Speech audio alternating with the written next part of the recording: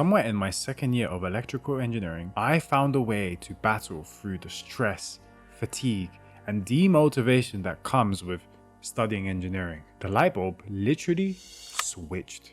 And it's because of a few mindset shifts that I will speak to you about in this video. Hello, I'm Alex. I'm a recent electrical engineering graduate, and along the way I landed internships in AI, hardware, and software engineering, and now I work full-time as a software engineer at Europe's largest bank. Demotivation is a serious problem, and I experienced it. But when I got to my second year, I started to read a lot of books. I had a lot of questions, and it really gave my brain a firmware update. To all my computer engineering students, I started to just get stuff done. I was peaking academically. I was going gym. I was going gymnastics. I was playing football. I landed my first internship. I was going to events at university. And to add to all of this, I was making YouTube videos to showcase all of that crazy stuff that I was doing in my second year. My first year did not look like this at all. And ultimately, there was a huge mindset shift between me and my first and my second year. What was it? Part of that success was growing up to become a man. I felt like a boy, and then I became a man. And with becoming a man, I became an optimist. I wasn't like a grumpy teenager anymore. I was a genuine optimist, a rational optimist. I became team glass is half full rather than empty. I had some monologues that started to appear in my mind. Like, let's just believe it's going to work out. I got a week to do this. Surely I could do it, right? Let's just give it a shot. Those are literally things that would come to my mind. I remember I started applying to companies that I had zero qualifications for, and it was completely unreasonable for me to apply.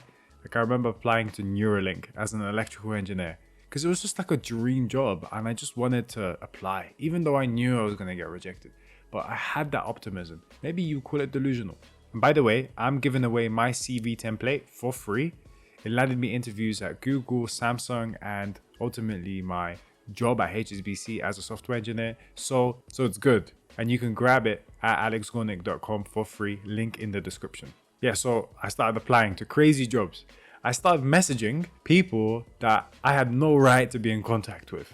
For example, I messaged this very famous microprocessor engineer called Tim Keller. For all you computer engineering students, you should know who he is. He's the man behind some of the most revolutionary processors that we use in our computers, in our cars, all these things. And guess what?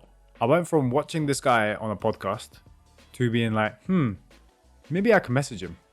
Messaging him, adding him on LinkedIn, and now he's somewhere in my connections, and I have this just crazy genius that I can message one day. My point is that you need to shoot your shot everywhere. Shoot your shot, throw those free throws, even when the probability is low. You need to kind of change your mind on what 1% means. I think 1% is a higher probability now. Because if I just do it 100 times, the chances are that it will get done eventually, that eventually I can do it. The feeling of uncertainty and demotivation are quite primal. It's a way for your brain to kind of protect you from harm, because in the past, the way our brains worked was very monkey-like, and it still does that. But now we live in a world where taking risk, taking those 1% shots are very much worth it, because if you do them enough times, great things will happen. And they did for me eventually. And let me end this point with, I guess, a little sentence that should really spark your mind. If you knew everything was going to perfectly work out, what would you do? I'll let that sink in. And this leads me to my next point, which is making friends with people who motivate you. Look, it's tough to generate enough motivation every day to do the hard things you need to do. That's why having someone close to you that can tell you, hey, let's get this done, is incredibly powerful. It's why the idea of a gym buddy still is a thing. It still will be a thing. It's why personal trainers are a thing. Because when you feel tired and you feel demotivated, and you wake up at 7 a.m. and you're like, nah, I'm not going to that gym session. But then you get a text. And then your broski's like, gym, ? You're like, rah, I can't leave my broski behind. You can't leave him behind. And you go. Even though you didn't feel like you wanted to. And if he didn't text you, you wouldn't have went. And that's the power of having some accountability. And the same thing goes with any problem, any task you have. at school in engineering. Need to apply for a job? Oh, find a bunch of guys that need to also apply for jobs. Sit down in a room and put yourself in a challenge. The first one to apply to 5 jobs gets to have free pizza. Boom. Easy. Gamify the thing. You get me? Gamify it. Make it fun. Are you studying for your control exam? Cool. Find a friend. Go to the library. Sit next to each other in the silent study area. Lock in. Set a timer for 2 hours. Do the past paper. Once you're done, switch the exam papers and let each other mark it. Boom.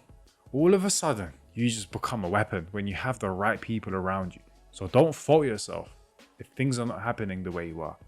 You literally need zero motivation to get stuff done with the right people around you. It's actually incredible. Don't sleep on this. Hey, and if you don't have anyone to help you with this really tough engineering journey, then FYI, I'm planning to do one-on-one coaching with a select few engineering students. And if you're interested, just sign up in the link in the description. It's a waitlist. I will message you eventually. But yeah, you obviously can't rely on everybody to help you get stuff done without motivation. Which leads me to my next point, and it's to use motivation to your advantage, but do not rely on it. When I was an engineering student, I used to love watching random motivational videos of like guys yelling at you, get it done, get it done. It would hype me up so much. But guess what I would do? I would just go watch another video, probably another motivational video.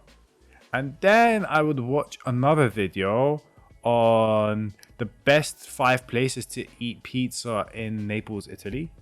And then I would watch a video on something else and something else. And all of a sudden, that motivation I had in me, it's gone. It's through the window. And that's how it usually is. But it doesn't need to be that way. Whenever you feel motivated or inspired, catch it. Do something right away. Write it down. What do you feel inspired by? What are you motivated by? Get some action going. You want to make sure when you do feel motivated, you squeeze all the juice you have, because it is rare and it is so powerful. On a day when you're motivated, you want that day to be so good that when you get to your bed, you are so shattered that you literally fall asleep in 2 minutes. That's how it should be. But Alex, how do I capture this motivation, this inspiration? You have to just be conscious enough to catch this within you. Be like, oh, I feel very inspired. Oh, I feel very motivated. I'm going to do something. And be truthful to yourself when you say you're going to do something. You actually go, you do something. You have enough discipline to turn off the phone, to stop watching TV. You sit down at your desk and you work on something that you desire, that you want to progress on. It's simply being aware of what's going on in your mind. Hey, I am motivated. I am inspired. I am going to do something about this. But sometimes you can do everything right. You can act on this motivation. You can do your exam stuff with your friends. You can become an optimist. But things still won't happen. And my final point here is that you need to arm yourself with an incredible amount of patience. There are no results that happen overnight, even if you do things perfectly. Over 2 nights, over 3 nights, you will see nothing. Okay? This is the most difficult hurdle to get over. Demotivation occurs because we put a bunch of effort in and nothing happens. And then we put a bunch of effort in again and nothing happens. And you put a bunch of effort in again and you tell yourself, nah, this time it has to work. And nothing happens. And you give up. And you're back to demotivation. You know, you told yourself that you're going to smash this exam. But in reality, you gave yourself a month. You can't do academic comebacks in a month. You can't really achieve anything great in 1 month. I hope you understand this, that great things take a great amount of time. It took me 6 months after graduation to find a job I was moderately happy with, okay? And I was looking for jobs throughout most of my final year and then 6 months after graduation. Do you know how much time that is? And I did have opportunities within that block, but you have to be patient. You have to really wait it out and do the work and do the work and do the work until something good comes, you know? I was living with my parents for those 6 months. To external society, I was looking like an absolute bum, okay? My dad was telling me to go work as a cook in a restaurant. I refused.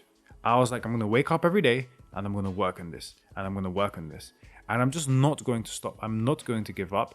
I'm going to trust the process. And I did. And eventually, as I said, after 6 months of waking up every day and studying, preparing for interviews, I finally got the job and I was able to move out. Now I live by myself freely as a young man in Poland with my own salary, doing what I want with life. I have my freedom. But it took it's hard and it takes time. So back yourself, be patient, and good things will happen. Be optimistic. Work with incredible people. Act on your motivation, and good things will happen. And if you need any other advice on how to approach engineering as a whole, I recommend this video here. It's an absolute banger. It resonated with a lot of people. I speak about directed versus undirected ambition, and it's something that a lot of engineering students struggle with. So if you have this dilemma of having ambition but not knowing what to do with it, please watch this video. That's everything. Thank you very much for watching. I'm Alex. Bye bye.